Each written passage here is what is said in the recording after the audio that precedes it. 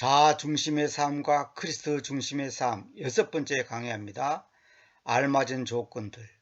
사울 안에 있던 자아의 영은 자연적으로나 영적으로나 좋고 매력적인 것들과 섞여 있었다.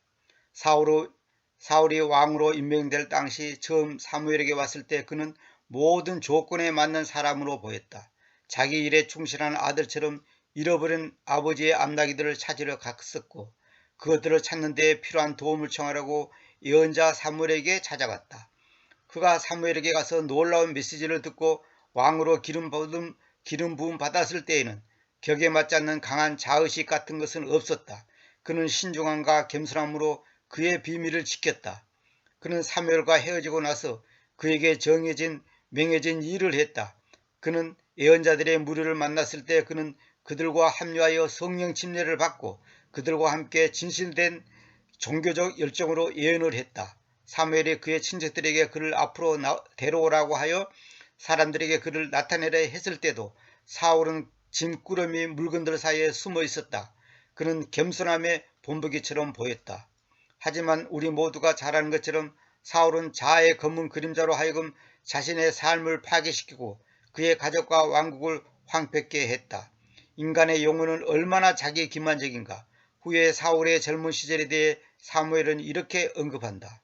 그러자 사무엘이 말하였다. 당신이 당신 자신의 시야 안에서 어렸을 때에 당신은 이스라엘의 부족들의 머리로 만들어졌으며 주님께서 당신을 이스라엘을 다스리는 왕으로 기름 바르지 않았습니까? 머리로 만들어졌다는 것은 왕이 됐다는 거죠. 대장이 됐다는 거죠. 우리는 사무엘이 사울의 꾸밈없는 겸손에 대해 칭찬한 것을 의심하지 않는다. 그렇다면 결함은 무엇이었는가? 우리 자신의 눈에 작게 보이는 것과 우리 눈에 아예 들어오지 않는 것은 다른 것이다. 진정한 겸손은 자신을 경시하는 것이 아니라 우리 자신에 대해 아예 생각하지 않는 것이다. 이 말이 참 중요한 것 같아요. 진정한 겸손은 자신을 가볍게 보는 것이 아니라 우리 자신에 대해 아예 생각하지 않는 것이다. 무슨 말이냐면 내가 부자다 가난하다 뭐 잘났다 못났다 뭐 학벌이 어떨까 이런 것에 아예 생각하지 그런 걸 의식을 안 해야 된다는 거예요. 그것이 진정한 겸손이라는 거예요. 우리에게 필요한 것은 자기 부인뿐만 아니라 자신을 십자가에 못 박고 자신에 대해 완전히 잃어버리는 것이다. 아까 내가 설명했죠. 내가 잘났다 못났다 뭐 재산이 많다 적다 그런 것을 의식하지 않아야 된다는 거죠.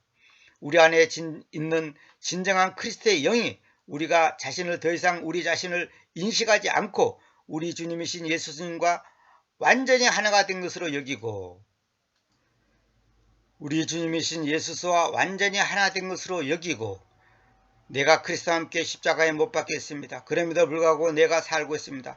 그렇지만 내가 아니라 그리스도께서 내 안에서 살고 계십니다.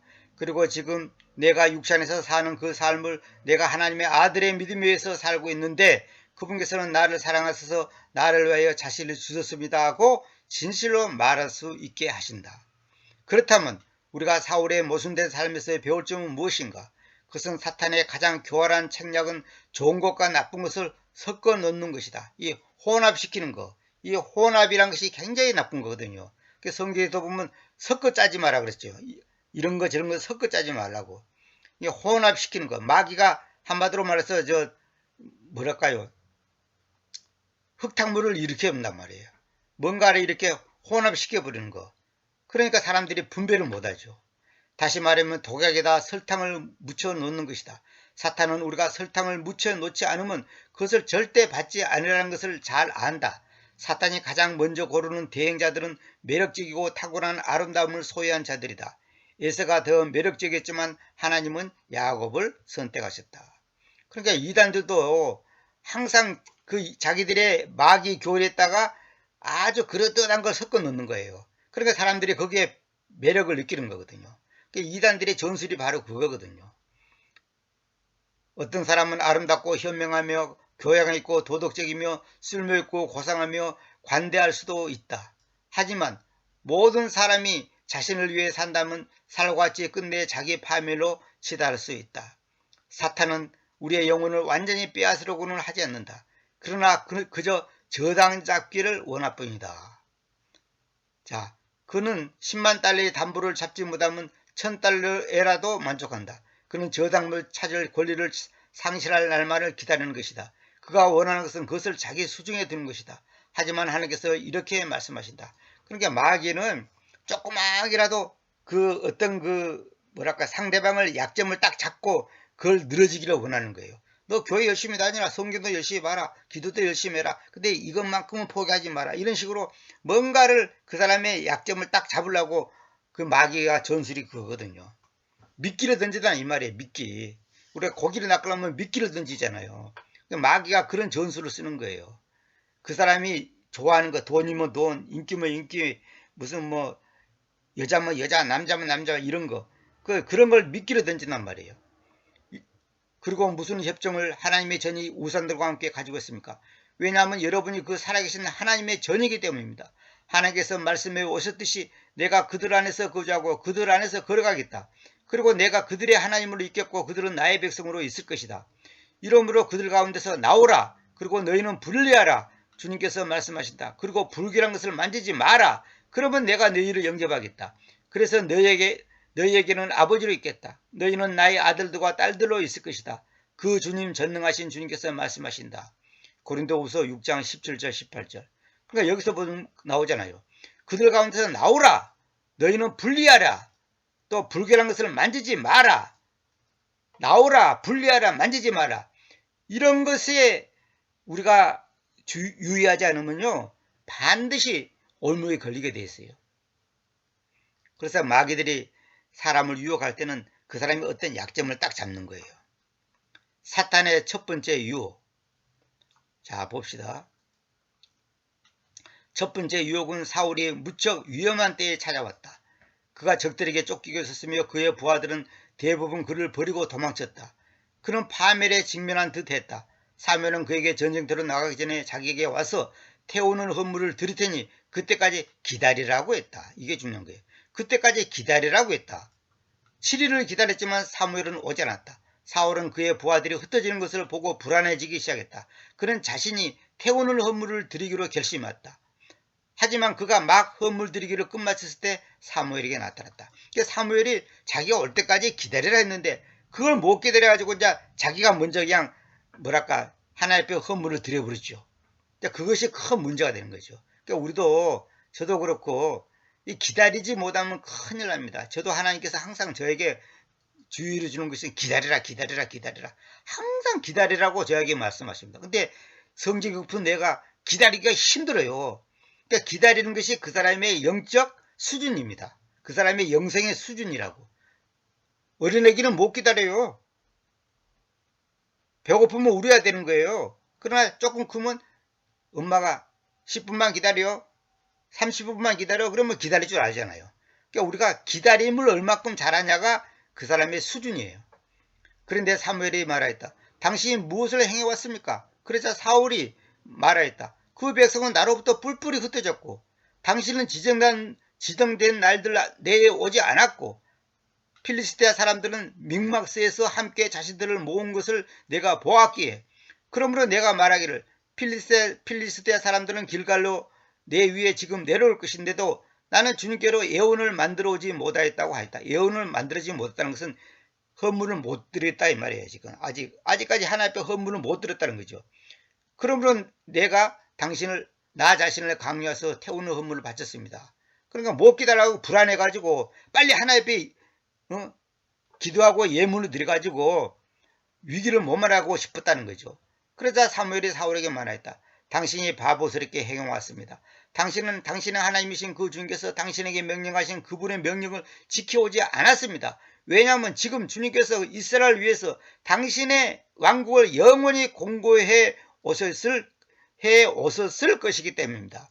그러니까 당신이 지키기만 했다면 당신의 왕국을 영원히 공고히 해 오실 것입니다가 아니라 오셨을 것입니다. 것이기 때문입니다. 이렇게 이 말은 뭐냐면 지금 당신이 기다리지 못하고 불순종이기 때문에 영원히 공고해 오지 못했다. 다시 말하면 당신은 왕의 자리에서 결국은 물러난다 이 말이에요. 순종하였었다면 그리하였을 것인데 사실은 그렇지 못하였다는 뜻이다. 그렇죠. 이 말이에요.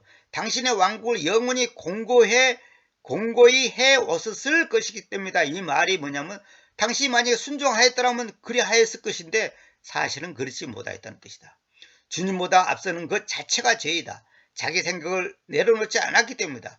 훌륭한 시작이 언제나 훌륭한 끝을 보장하지는 않는다. 그래서 우리가 주님과 견고한 관계를 계속 유지해야 한다.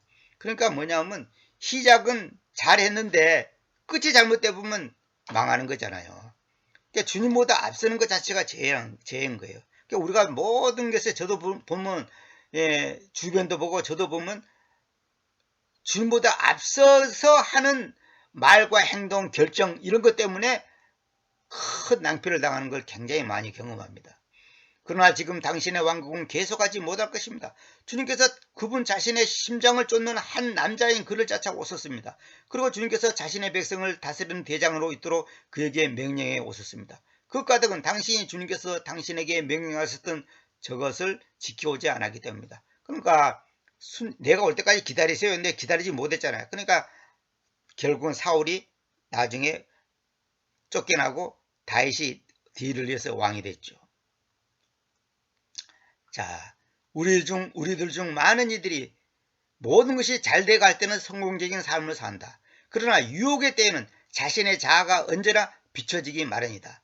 사울은 첫 번째 유혹이 오기까지는 뛰어난 임금이었으나 유혹을 당했을 때는 용기를 잃고 믿음직스럽지 못하며 자기 주장이고 건방지며 하나님에게 속한 것을 감히 자기 것으로 하려는 왕이 되었다. 그러니까 사무엘이 할 일을 사울이 해버렸잖아요. 그것이 말하자면 오버한 거죠. 그것이 바로 자기 주제 파악을 못한 거죠. 월권이죠, 월권. 그는 하나님의 왕자를 강탈했으며 그렇게 함으로써 그의 본성을 드러냈다. 그는 하나님의 마음이 아닌 자기 신의 마음을 따르는 자였다. 참 이게 중요한 거예요. 자신의 마음에 따르는 자였다. 그 때문에 하나님은 이스라엘을 인도할 새로운 지도자를 선택하셨다. 사울의 행동 때문에 하나님은 사울의 힘과 지혜가 하나님께는 얼마나 필요 없는 것인지를 그에게 보여주셨다. 하지만 사울은 이것을 이해하지 못한 채 경솔한 간섭으로 하나님이 가져온 승리를 그르칠 뻔했다. 이런 일이 있은 후에 사울에게는 자기 의지가 하나님의 뜻을 언제나 방해한다는 것이 명백해졌다. 자기 의지가 하나님의 뜻을 언제나 방해한다. 이게 뜻, 의지 이게 같은 말입니다. 뜻이란 말이 영어로 will. 그러니까 우리가 하나님의 뜻, 이 말은 하나님의 의지 그 말입니다. 그러니까 자기 뜻이 하나님의 뜻을 언제나 방해했다 이 말과 같은 말이에요. 그러니까 의지나 뜻이나 같은 뜻이에요. 사울의 위기는 금방 오지 않았다. 하나님은 자아의 영이 스스로 역사하게 하셨다. 이제 사울의 파멸을 피할 수 없게 되었고 사무엘의 예언이 너무나도 옳았다는 것이 입증되었다. 사울의 위기는 금방 오지 않았다. 하나님은 자아의 영이 스스로 역사하게 하셨다. 이제 사울의 파멸을 피할 수 없게 되었고 사무엘의 예언이 너무나도 옳았다는 것이 입증되었다. 두 번째 유혹. 하나님은 사울에게 또다시 기회를 주셨고 두 번째로 유혹하셨다. 하나님은 사울에게 이스라엘이 광야길을 통과할 때 방어하려 했던 에서의 후손인 아말렉을 파멸시키라는 중요한 임무를 맡기셨다. 이 이야기의 뒷면에는 깊은 영적인 의미가 있다. 아말렉은 육의 형태이며 사울의 삶을 대표하는 원리의 신뢰이다. 그러니까 이것이 지난번 한 것처럼 우리에게 다 영적인 교훈을 주는 사건이죠. 아말렉은 육의 형태다. 영적으로 사울의 삶을 대표하는 원리의 신뢰다. 그 아말렉 사건이 아말렉의 파괴에 실패한 것은 사울의 삶에 자기 원칙이 얼마나 깊이 박혀있는지 보여주고 있다. 아각을 살려준 사람은 바로 자기 속에 있는 자아를 살려준 사람이었다. 그리고 이 두 가지 모습이 겹쳐지면서 우리에게 무시무시한 의미를 준다. 그러니까 아각을 살려줬다는 것은 자기 내면에 있는 자아를 죽이지 못했다는 것을 의미한다 이 말이에요. 그러니까 성경의 모든 그 사건들은 오늘 우리의 영적 신앙생활하는데 하나의 교훈이요 상징적인 사건이에요. 실제 있었던 역사적 사건인데 그것이 오늘 우리에게 영적으로 주는 교훈이 굉장히 크다는 거죠. 지난번에 내가 강의에서 그 얘기 했잖아요. 우리의 교훈을 위해서 하나님께서 주신 거거든요. 사울은 침략에 성공하여 승리감에 차서 의기양양하게 돌아왔다. 사무엘을 보면 그는 이렇게 말했다. 당신은 여호와께 복을 받으소서. 내가 여호와의 명령을 행하나이다. 하지만 사무엘은 파멜의 말로서 대답했다. 사무엘이 이르되 그러면 내 귀에 들어오는 이 양들의 울음소리와 또 내게 들리는 소들의 울음소리는 무엇을 뜻하나이까 하니, 그렇다면 어찌하여 당신은 주님의 음성에 순종하지 않고 그 전리품을 의지해 날았으며 주님의 시야 안에서 악을 행하였습니까? 그러니까 그 전리품을 의지해 날았다 이 말은 뭐냐면, 왜 전리품을 죽이라고 했는데 다 짐승이고 사람이고 뭐 물건이고 싹 없애버리라 했는데 그 아까우니까 그걸 남겨뒀잖아요. 그 날았다 말은 뭐냐면 그것을 가지고 왔다는 거예요. 그것을 완전히 이렇게 이제 무슨 도망치듯이 그거 가지고 왔잖아요. 폭이 아깝거든요. 그걸 다 없애는 것은 그 금은보화를 다 없애버린 것이 아깝거든요. 그러니까 그것이 하나님 앞에서는 악을 행했다는 거예요. 사울은 제일 좋은 노란물을 주님께 드릴 헌물을 남겼다고 말하며 자신이 주님께 복종했다고 끝까지 고집했다. 하지만 사무엘은 이렇게 대답했다. 그러니까 사울 입장에서는 아니 그걸 내가 가지려고 그런 거 아니고 하나님께 예물로 드리기 위해서 그게 아까우니까 가지고 왔다. 그 노랑물을 전리품을 내가 내가 가지려는 거 아니다. 그렇게 이제 변명하고 합리화시켰죠. 우리도 그런 실수가 많아요. 하나님 내가 이거 내가 먹으려고 그런 게 아니고 하나님 위해서 일하려고 그런 겁니다. 하나님 내가 이 세금을 좀 속였는데 그 대신 내가 이거 세금을 남긴 것을 헌금합니다. 성경헌금 보냅니다. 하나님 내가 11조 안 내는 거 이거 내가 먹으려는 게 아니고 주님의 일을 하는 겁니다. 뭐 이런 식으로 자기를 합리화시킨단 말이에요. 누구든지. 이것이 깨져야 돼요. 그러자 사무엘이 말했다. 주님의 음성에 순종하기 안에서와 같이, 주님의 음성에 순종하기 안에서와 같을 정도로 주님께서 태우는 헌물들과 희생물 안에서 큰 희열을 가지고 있습니까? 눈여겨보소서. 순종하는 것이 희생물보다 더 좋고 기어겨 듣는 것이 순양들의 기름진 것보다 더 좋습니다. 순종하는 것이 희생물을 드리는 것보다 좋다는 거예요. 그리고 하나님의 말씀에 기어겨 듣는 것이 순양들의 기름을 하나님께 바치는 것보다 더 좋다 이 말이에요. 순종은 진리들이 유지되고 그 진리들이 존재의 일부가 되게 해주는 회반죽이다. 이거 제가 이제 어느 글에서 보고 내가 적어놓은 거죠. 순종은 진리들이 유지되고 그 진리들이 존재의 일부가 되게 하는 회반죽이다. 순종함으로써 모든 것이 잘 조화를 이루고 섞어져서 튼튼한 그 건물을 짓는 것처럼, 순종하지 않으면 마치 모래가 왜 하나로 섞어지지 않잖아요. 그러나 시멘트가 들어가지 그게 하나가 되잖아요. 그런 것처럼 순종하지 않으면 모든 것이 다 꽝이라는 거죠. 왜냐하면 모반은 마법의 죄와 같고 완광함은 죄악과 우상숭배와 같기 때문입니다.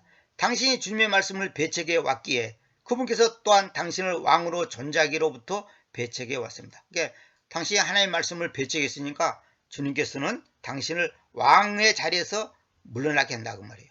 왕으로 존재하기로부터, 이 말하면 왕으로 존재하는 그 위치에서 당신은 이제 배척당한다는 거죠. 이때도 사울이 자신의 이때도 사무엘이 자신의 죄의 본성을 인식했는지는 의심스럽다. 자아의 영은 너무 미묘하고 자기 기만적이어서 그가 그때 느낀 것은 사람들 앞에서 망신당할 수 있다는 두려움뿐이었던 것 같다. 그는 사무엘에게 자신을 공적으로 인정해주고 높여달라는 아주 하찮은 것을 구했다. 이 작은 자만심이 죽음과 파멸의 선고가 그의 귀에 천둥칠 때 그의 영혼의 위로자이자 위안이었다. 이 작은 자만심이 죽음과 파멸의 선고가 그의 귀에 천둥칠 때 그의 영혼의 위로자이자 위안이었다. 다시 말하면 그 자만심이 유일하게 자기가 위로받고 위안받을 수 있는 것이었다는 거죠. 그 자만심이. 그러니까 그 자만심이 깨져야 되는 거예요. 자만심이 뭡니까? 자기만족이잖아요. 자기만족. 스스로 만족하는 거예요. 그게 깨져야 된다는 거죠. 그 자만심이 뭐냐면 여기 나오잖아요. 그는 사무엘에게 자신을 공적으로 인정해주고 높여달라는 아주 하찮은 것을 구했어요. 그러니까 나를 좀 버리지는 말아주세요. 내 위치를 좀 지키게 해주세요. 하는 그 그 작은 자만심이 죽음과 파멸의 선고가 그의 귀에 천둥칠 때, 다시 말하면 당신은 이제 왕으로 전자기로부터 배째가 되었습니다, 이렇게 말했을 때 그의 영혼의 위로이자 위안이었다 이게. 그러니까 자기가 갖고 있는 자만심이 다른 어떠한 말들보다 사울의 어리석은 행위를 가장 잘 특징 지어주는 말이 하나 있다. 그것은 바로 타협이다. 타협. 이 신앙생활에 아주 무서운 적이 타협입니다. 적당히 타협하는 거예요. 이 정도는 괜찮아. 이거는 누구나 다 하는 거야. 이 정도는 괜찮아. 이런 거 있잖아요. 그게 타협이거든요. 사울은 순종했지만 부분적이었다. 그렇죠. 완전히 부정한 건 아니에요. 불순종한 건 아니에요. 순종했지만 부분적이었다는 거죠. 그는 많은 선을 행했지만 또한 악과 타협했다. 하나님의 명령은 타협적인 것이 아니며 굽혀질 수 없고 절대적이다. 하나님의 말씀은 절대적이지 90% 순종하고 10% 불순종하고 그러면 하나님이 봐주고 이런 거 없어요. 그런 게 없다고. 100% 순종해야 돼. 따라서 우리의 순종 또한 절충적인 것이 아니라 확실하고 완전한 것이어야 한다. 순종하기를 기꺼이 하지 않고 미루는 것도 사실은 불순종의 영 때문이다. 그러니까 빨리 순종하지 않고 그걸 미루는 것도 내일 이렇게 미루는 것도 불순종의 영이라는 거죠. 그리고 하나님의 온전하신 뜻에 귀 기울이지 않는 것은 기꺼이 하지 않는 불순종의 영을 나타낸다. 기꺼이 하지 않는 불순종의 영을 나타낸다. 사울은 자기 의지의 화신을 상징하며 그 자체가 하나님의 적, 심지어는 하나님의 왕자에 대한 대항자를 상징한다. 그러니까 사울의 이 삶이 오늘 우리에게 똑같이 일어나고 있어요. 사울만 그런 게 아니에요. 사울의 모습 속에서 타산지석이라고 내 모습을 찾아야 한다는 거죠. 발견하는 거죠. 타산지석이 뭡니까? 남의 산에서 가지고 온 돌을 내 집에 주치도로 삼는 거야. 다시 말하면 다른 사람의 실패를 보고 내가 교훈을 삼아서 나는 저래서는 안 되겠구나. 저러면 안 되겠구나. 그걸 배우라는 거죠. 그러니까 우리가 사울은 나쁜 놈이지만 사실상 우리도 별 차이도 없어. 솔직한 얘기로. 그러니까 결국은 불순종하냐 순종하냐. 여기서 내용은 핵심은 그겁니다. 순종하냐 불순종하냐. 기다리냐 기다리지 못하느냐. 그거예요. 말씀에 절대 복종하냐 잔머리를 굴리냐. 타협하냐 절대 순종하냐. 이거예요. 그 조그만 차이가 결국은 망치는 거죠. 오늘은 여기까지 하도록 하고 다음 시간에 또 계속 이어도록 하겠습니다.